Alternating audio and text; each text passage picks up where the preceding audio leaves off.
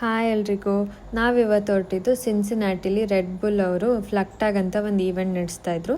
So ಅಲ್ಲಿಗೆ ಹೊರಟಿದ್ದು. ಸಿಕ್ಕಾಪಟ್ಟೆ ಬಿಸಿಲಿತ್ತು ಮತ್ತು ಹಂಗೆ ಜನ ಕೂಡ ಇದ್ದರು, ತುಂಬ ಅಂದರೆ ತುಂಬಾ ಜನ.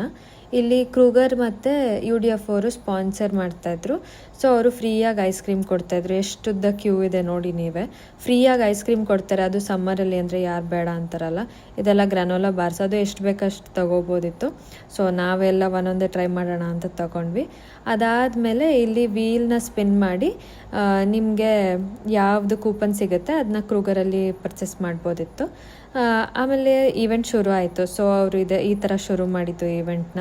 ನಂಗೆ ಇದೆಲ್ಲ ಫಸ್ಟ್ ಟೈಮ್, ಒಂಥರ ಡಿಫ್ರೆಂಟ್ ಆಗಿತ್ತು ಎಕ್ಸ್ಪೀರಿಯನ್ಸ್ ಆ್ಯಕ್ಚುಲಿ.